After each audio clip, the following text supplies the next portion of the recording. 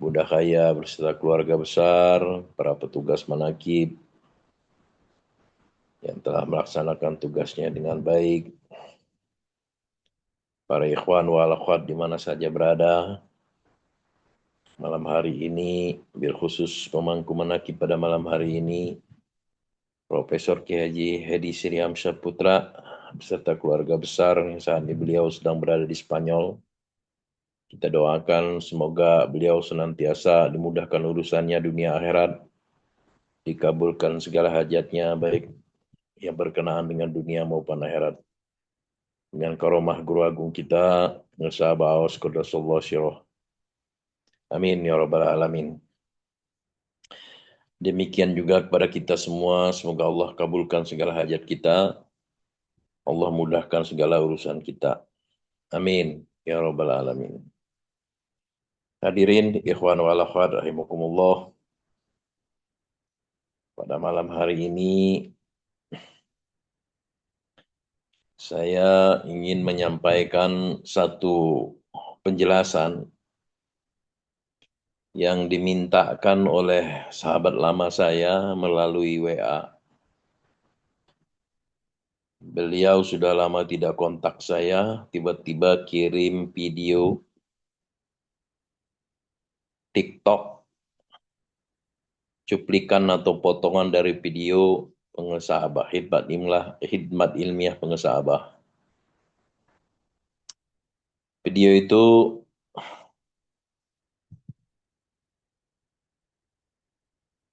mengutip pernyataan pengesah Abah dalam khidmat ilmiah sebagai berikut. Itu bukan sholat sunnah Rasul, itu sholat munafik. Sholat di Masjidil Haram itu sunnah munafik. Sejak tahun 90 Abah melihat ternyata sholat di Masjidil Haram itu sholat munafikin, bukan sholat Rasul. Sudah bid'ah dolalah itu. Kira-kira demikian pernyataan pengesah Abah. Video yang dikirimkan kepada saya, kemudian sahabat saya itu, sahabat lama, menanyakan kabar kepada saya. Assalamualaikum warahmatullahi wabarakatuh. Apa kabar Pak Kiai? Pak Kiai, semoga kabar baik dan sehat-sehat selalu. Pak Kiai, saya Semiono, sahabat lama, mau tabayun terkait video Abah Aos yang beredar ini. Barangkali Pak Kiai bisa menjelaskan. Tuh. Memang banyak sekarang video-video atau cuplikan-cuplikan dari materi hikmat ilmiah pengusaha Abah dikutip, kemudian di-share, dan dengan tujuan kepentingan yang bersangkutan, dan belum tentu yang men-share itu juga adalah ikhwan. Kita tidak tahu tujuannya.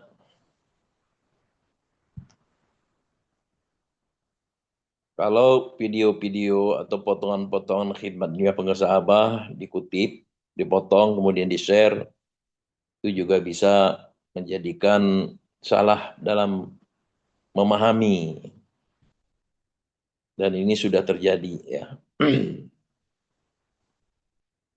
Karena waktu itu saya masih dalam perjalanan, saya jawab singkat, Waalaikumsalam Pak Haji, ya insya Allah bisa saya jelaskan. Setelah siang, saya sampaikan penjelasannya. Dan penjelasan ini sengaja saya ambil dalil-dalil dari kecenderungan dari si penanya. Dan ini juga berguna bagi para ikhwan, siapa tahu mendapatkan pertanyaan serupa terkait dengan video kutipan atau potongan video pengesah Abah, khidmat ilmiah pengesah Abah tersebut. Penjelasannya begini. Jawaban singkat dari saya terhadap tabayun pertanyaan yang disampaikan ke saya tentang penjelasan potongan video pernyataan pengesah Abaos yang disampaikan ke saya. Pertama, saya mau menegaskan terlebih dahulu bahwa pernyataan itu adalah pernyataan yang dipotong dari pengesah Abaos, bukan merupakan dari pernyataan orang yang awam. Jadi meskipun itu potongan, tapi pernyataan itu keluar dari Hadatus Syekh Muhammad Abdul Ghaus Saifullah Maslul, bukan dari mulut orang awam. Itu dulu dipahami. Saya sampaikan perlu diketahui bahwa Aba Aos itu setiap sholat yang 5 waktu selalu di awal waktu. Yakni minimal 5 menit sebelum azan beliau sudah berada di atas sajadah. Ketika selesai azan dikumandangkan, langsung sholat sunnah, dan setelah salam langsung iqomah sholat fardu. Jadi tidak ada jeda antara dua azan kecuali sholat sunnah. Ini sudah beliau istiqomahkan sejak tahun 1968. Kata beliau, Alhamdulillah Abah tidak pernah kedodoran sejak tahun 1968. Maksudnya tidak pernah batal wudhu. Jadi bisa langsung sholat ketika waktu sholat tiba. Ini dulu dipahami. Bahkan saya sampaikan di Madrasah Sirna Rasa, menunggu waktu subuh, Abah Aos sudah duduk di kursi dari jam 3 dini hari bersama dengan para ikhwan. Kalau nggak percaya, silakan datang ke Sirna Rasa. Terkait dengan pernyataan beliau tersebut, berikut ini penjelasan saya.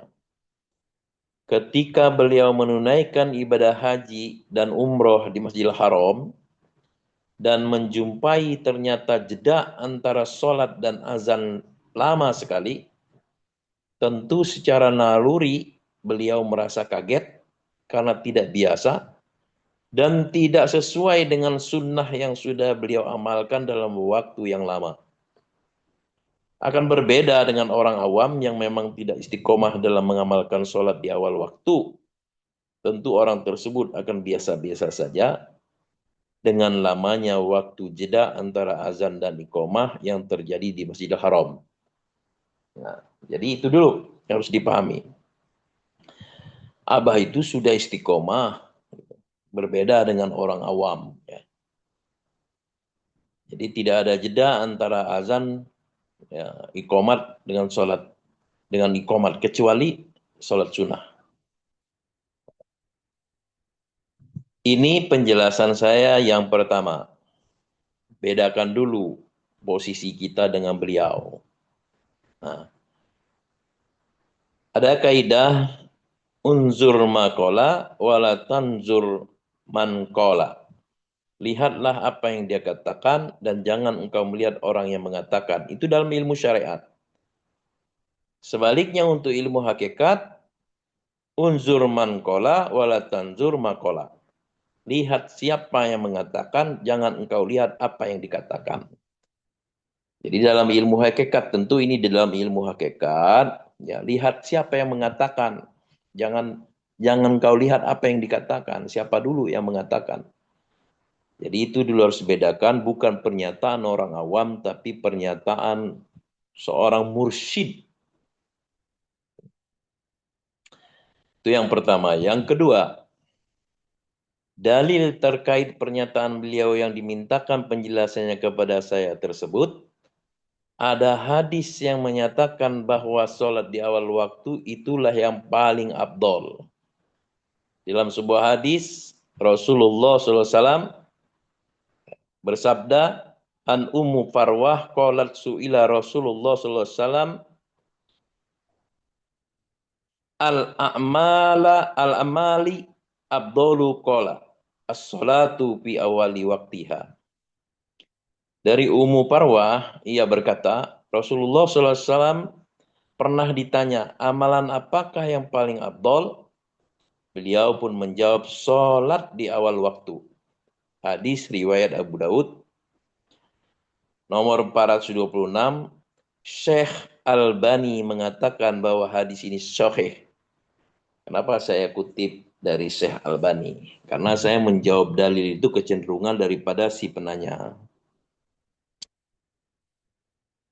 Namun sebaliknya bagi orang yang mengulur-ulur waktu sholat itu, ia tergolong orang yang celaka.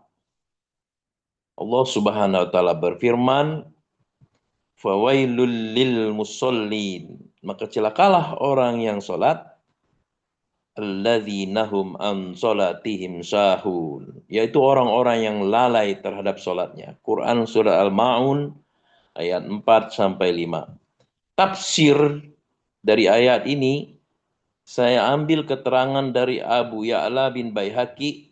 Abu Ya'la dan Al-Baihaqi masing-masing dalam musnadnya berkata dari Asim, dari Mus'ab bin Sa'ad. Ia berkata, aku pernah bertanya pada ayahku, bagaimana pendapat beliau mengenai ayat alladzina hum an sholatihim sahun? Siapa di antara kita yang tidak lalai dalam sholat? Barang siapa yang dalam hatinya tidak terpikir perkara di luar sholat. Ayahnya Sa'ad menjawab, bukan seperti itu maksud ayat tersebut. Maksud ayat itu adalah lalai dengan menyia-nyiakan waktu sholat. Nah, mungkin juga ada pendapat bahwa sholat di Masjidil Haram itu ada ribuan manusia untuk menunaikan sholat berjamaah. Jadi wajar saja waktu azan dan iqamah dipanjangkan dengan tujuan menunggu mereka mendatangi masjid. Mungkin itu yang terpikir di benak ya. Sebagai jawaban, mestinya umat itu dididik untuk mendatangi masjid sebelum azan dikumandangkan, terlebih di Masjidil Haram. Jadi bukan mengikuti umat yang tidak bergegas mendatangi masjid sehingga terkesan malas. Nah, ini penjelasan atau jawaban saya kepada si penanya. Nah, terkait ini saya sampaikan sebuah keterangan tentang berapa lama waktu antara azan dan iqamah dan orang yang menanti pelaksanaan sholat. Telah menceritakan kepada kami Muhammad bin Bashar berkata, telah menceritakan kepada kami Gundar berkata, telah menceritakan kepada kami Su'bah berkata, aku mendengar Amru bin Amr Al-Ansori dari Anas bin Malik berkata, jika seorang muazin sudah mengumandangkan azan maghrib, maka para sahabat Nabi SAW berebut mendekati tiang-tiang untuk sholat sampai Nabi SAW keluar, sementara mereka tetap dalam keadaan menunaikan sholat sunnah 2 rakaat sebelum maghrib. Dan di antara azan dan iqamat maghrib sangatlah sedikit waktunya. Nah, sangatlah sedikit waktunya. Uthman bin Jailah dan Abu Daud menyebutnya dari Subah. Antara keduanya azan dan iqamah tidak ada waktu kecuali sedikit. Kesimpulannya, bahwa yang menyia-nyiakan waktu sholat adalah sifat orang munafik. Allah Subhanahu wa taala berfirman dalam Al-Qur'an, A'udzubillahi minasyaitonirrajim. Innal mu'minina yukhadi'una Allaha wa huwa khadi'uhum. Wa idza qamu ila sholati qamu kusala. Yura'unan nasa wa la yadhkuruna Allaha illa qalila. Sesungguhnya orang munafik itu hendak menipu Allah, tetapi Allah lah yang menipu mereka. Apabila mereka berdiri untuk sholat, mereka lakukan dengan malas.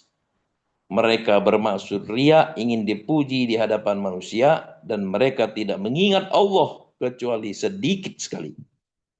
Quran Surat An-Nisa ayat 142. Kemudian saya juga menambahkan keterangan dari Ibnu Jarir dalam kitab tafsirnya berkata, dari Al-Auza'i dan dari Musa bin Sulaiman, dari Al-Qasim bin Mukhaymirah mengenai firman Allah Ta'ala, fakhalafa min ba'dihim khalfun adaa'us salata. Dan datanglah orang-orang setelah mereka yang menyia-nyiakan sholat. Quran Surat Maryam ayat 59. Al-Qasim berkata bahwa yang dimaksud ayat ini mereka yang menyia-nyiakan waktu sholat. Sedangkan jika sampai meninggalkan sholat maka kafir. Allah Subhanahu wa taala berfirman, "Wa ma kana sholatihim indal baiti illa muka'au wa tasdiyatan. Fadzukul adzaba bima kuntum takfurun." Dan sholat mereka di sekitar Baitullah itu tidak lain hanyalah siulan dan tepuk tangan, maka rasakanlah azab disebabkan kekafiranmu itu. Quran Surat Al-Anfal ayat 35. Meskipun sholat di Masjidil Haram, jika lalai dalam sholatnya maka tidak dianggap sholat oleh Allah. Malah dianggap sebagai siulan tepuk tangan dan kekafiran yang akan mendapatkan siksaan. Demikian penjelasan saya kepada sahabat saya tersebut. Semoga bermanfaat. Bukan untuk didebat. Sekali lagi saya tegaskan bahwa pernyataan itu adalah dari Hadratus Syekh Muhammad Abdul Ghaus Saifullah Masul Qaddasallahu Sirah, yang ditujukan untuk diri beliau sendiri dan murid-muridnya. Orang lain mau ikut silakan, tidak apa-apa. Pernyataan beliau tersebut tentu tidaklah ditujukan kepada semua orang, akan tetapi tentu hanya kepada oknum saja. Dalam kaidah bahasa, terkadang kita menyebut secara keseluruhan, tetapi yang dimaksud adalah bagian yang sedikit. Contoh ungkapan Indonesia menang melawan Malaysia. Yang dimaksud bukan keseluruhan negara, tetapi yang dimaksud adalah tim Garuda. Demikian pula dengan pernyataan pengesah Abah tersebut, tentu tidak semuanya dikatakan munafik, melainkan yang munafik hanyalah sebagian oknum yang sengaja mengulur waktu sholat, itulah orang yang munafik. Semoga kita beramaliyah sesuai dengan keyakinan, iman, dan ilmu yang kita miliki. Wallahu a'lam bishawab. Nah, itu penjelasan yang saya sampaikan kepada sahabat saya tentang beredarnya pernyataan penguasa Abah yang dikutip, yang dipotong dari materi hikmat ilmiah beliau. Nah, tetapi pada saat itu juga ada juga WA yang masuk ke saya yang penguasa Abah menyampaikan perbedaan antara murad dan murid. Dan ini datangnya dari Muhibbin. Jadi biasa ya, kesimpulannya wali itu ada yang cinta kepada beliau, sekaligus juga ada yang benci kepada beliau. Nah, inilah para ikhwan wal akhwat hadirin, penjelasan setidaknya merupakan penjelasan dari video pengasah Abah yang telah beredar. Ya. Dan alhamdulillah sahabat saya itu akhirnya memahami dan bisa menerima. Nah, semoga ada manfaatnya buat kita semua. Semoga Allah berkahi segalanya semuanya selamanya. Bi barokah karomah bawas al-Fatihah. A'udzubillahi minasyaitonirrajim. Bismillahirrahmanirrahim. Alhamdulillahirabbil alamin arrahmanirrahim maliki yaumiddin. Iyyaka na'budu wa iyyaka nasta'in. Ihdinas siratal mustaqim. Siratal ladzina an'amta 'alaihim ghairil maghdubi 'alaihim waladdallin. Amin. Wassalamualaikum warahmatullahi wabarakatuh.